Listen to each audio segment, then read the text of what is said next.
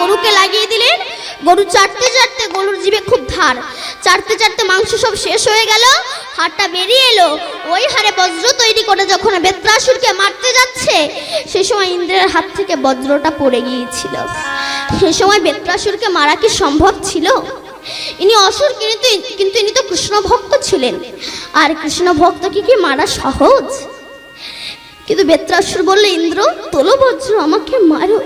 কি তুমি মরতে চাও? বলে হ্যাঁ, কারণ তোমার হাতে যে বজ্র আছে ওটা বৈষ্ণবের হাড় দিয়ে তৈরি, আর ওই হাড়ে যদি আমার মৃত্যু হয় আমাকে দৈত্য কুলে আসতে হবে না, আমি নিতাই গৌর হরি বল বলে আমি ভগবানের চরণে পেয়ে যাব।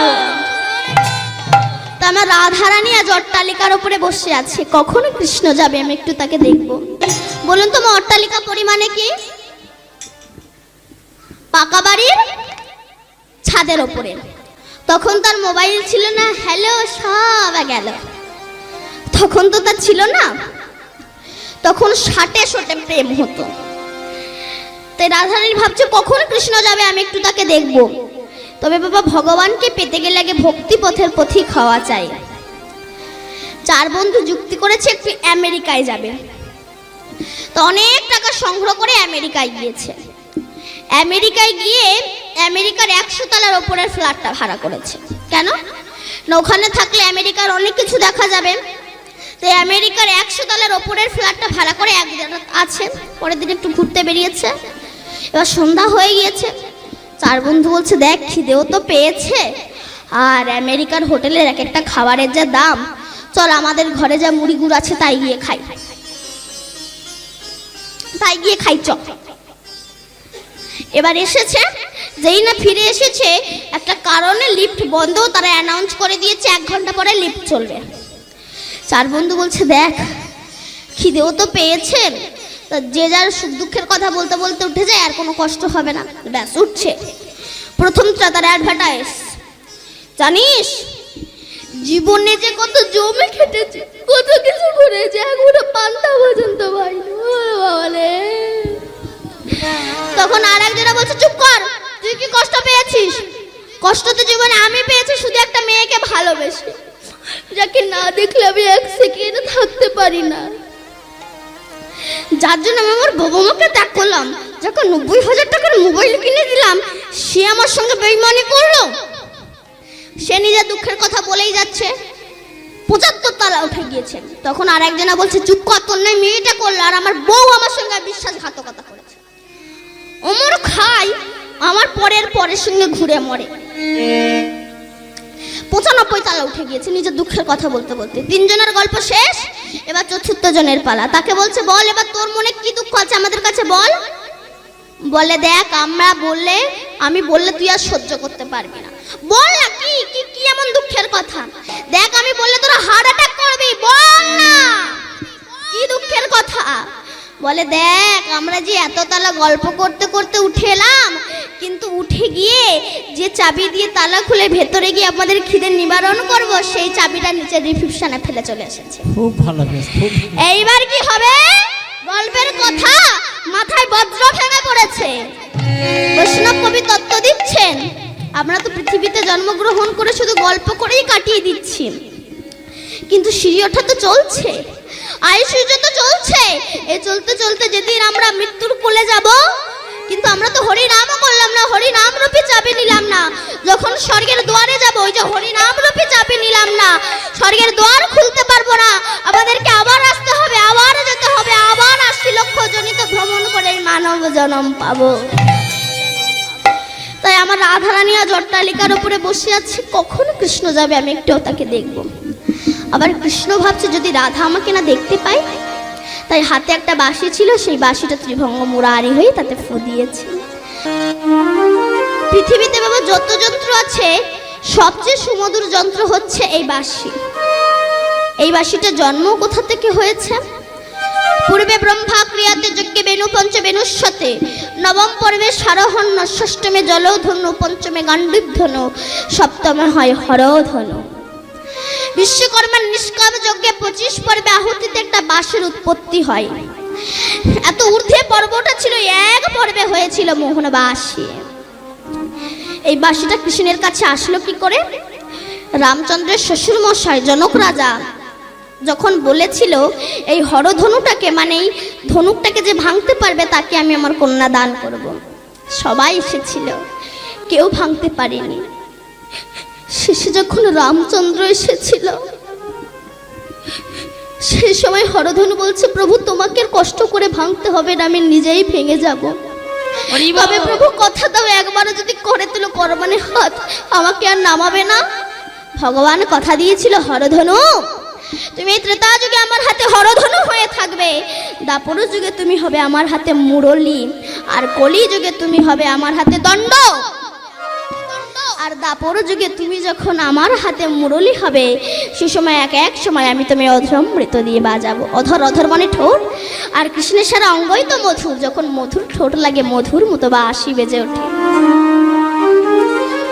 সেই বাঁশির ধ্বনি আজ আমার রাধারানী শুনতে পেয়েছি, কিন্তু জটিলা ভবনে বাস করে তো, এজন্য বাবা ভগবানকে পেতে গেলে আগে ভক্তি পথের পথিক হওয়া দরকার। আসক্তির মূলটাকে ছাড়তে হবে। এক কৃষ্ণ ভক্তি এত নাম করা করেছে, স্বর্গ থেকে স্বর্ণ রথ চলে এসেছে। সে যখন তার উপরে উঠেছে, রথের উপরে উঠেছে, বউ এসে বলছে তুমি সারা জীবন আমার সঙ্গে সংসার করে এখন তুমি স্বর্গে যাচ্ছ, আমাকে নিয়ে যাবে না? বলল এখানে তো একটাই সিট, আমি আমার পাটা একটু ঝুলিয়ে দিচ্ছি, তুই আমার পাটা ধরে ঝুলে পড়। আস্তে ও পা ধরে ঝুলে পড়েছে। ছেলে এসে বলে মা আমাকে নিয়ে যাবে না, বলে আমার পা ধর। বউ এসে বলে কি গো আমাকে নিয়ে যাবে না, বলে আমার পা ধর। নাতি নাতনি এসেছে, কথা বলছে ভজিবি বলিয়া কহিয়া আইলি, ভুলিলি কি সুখ পাইয়া, ভুলে গেলি কি সুখ পেয়ে। মায়াশঙ্কর নামে একজন ব্যক্তি ছিল। মায়াশঙ্কর গুরুদেবের কাছে দীক্ষা নিয়েছে। গুরুদেব বলছে মায়াশঙ্কর চলো যাই বৃন্দাবন থেকে ঘুরে আসি। তখন মায়াশঙ্কর বলছে গুরুদেব আগে ছেলে পিলের বিয়েটা দিয়ে নি, তারপরে নাই বৃন্দাবনে যাব, আপনি নাই 5টা বছর পরে আসুন। গুরুদেব 5টা বছর পরে এসেছে। মায়াশঙ্কর বৃন্দাবনে যাবে না? মায়াশঙ্কর তখন বলছে গুরুদেব আগে নাতি নাতনির মুখগুলো দেখে নেই, তারপরে নাই বৃন্দাবনে যাব, আপনি নাই 4টে বছর পরে আসুন। গুরুদেব 4টে বছর পরে এসেছে। মায়াশঙ্কর বৃন্দাবনে যাবে না? মায়াশঙ্কর বলছে গুরুদেব ওই বাড়ির পাঁচিলটা আগে তুলে নেই, তারপরে নাই বৃন্দাবনে যাব, আপনি নাই 3টে বছর পরে আসুন। রাধে। গুরুদেব 3টে বছর পরে এসেছে, এসে দেখে মায়াশঙ্কর মরে গেছে। তা মায়াশঙ্করের ছেলেদের কাছে জিজ্ঞাসা করছে বাবা তোমার বাবা মরে যাওয়ার পরে কি নতুন কিছু দেখতে পাচ্ছ? বলে হ্যাঁ গুরুদেব দেখতে পাচ্ছি। কি দেখতে পাচ্ছ?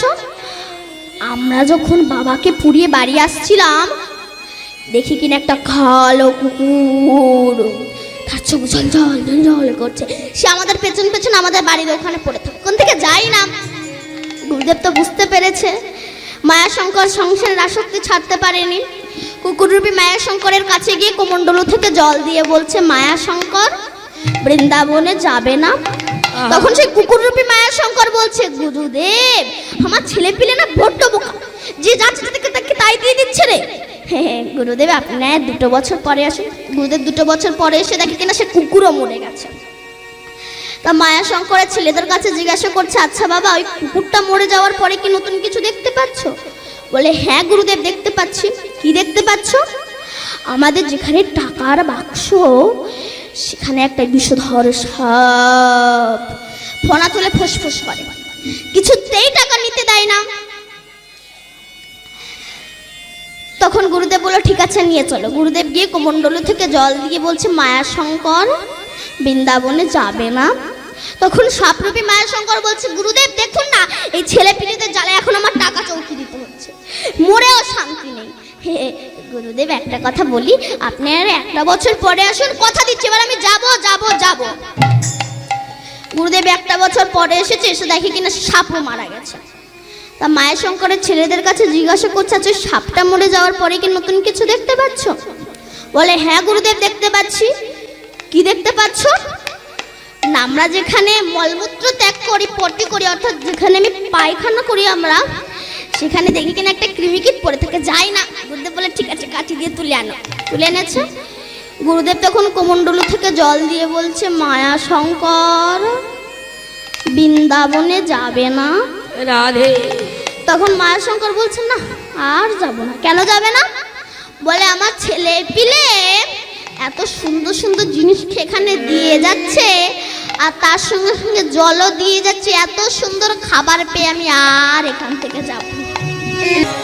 রাধারানী বলছে সখী তোর কি হয়েছে? সখীরা বলছে রাধে তোর কি হয়েছে বল, তোর কি হয়েছে? বলে কৃষ্ণ দর্শনে যাবো রে সখী। বলছে যদি কৃষ্ণ দর্শনে যেতে চাস শুয়ে পড়। আমি বলছি যদি কৃষ্ণ দর্শনে যেতে চান শুয়ে পড়ুন, যে যার যেখানে আছেন শুয়ে পড়ুন। কৃষ্ণ দেখবেন না? দেখবেন তো? যদি দেখতে চান শুয়ে পড়ুন। এই ললিতা কি বলছো শোন না। ওমা আপনারা যেটা ভাবছেন আমি সেটা বলছি না। বৈষ্ণবের চরণ ধুলিতে গড়াগড়ি দাও হৃদয় গৌর হরি বল। রাধে কি হয়েছে তোর? বলে শ্যাম গোঠে গেল মোরা যাই চলো। আর শ্যামে গোঠে গেল মোরা যাই চলো, শ্যামে গোঠে গেল মোরা যাই চলো। হইয়া রাখালো বেশে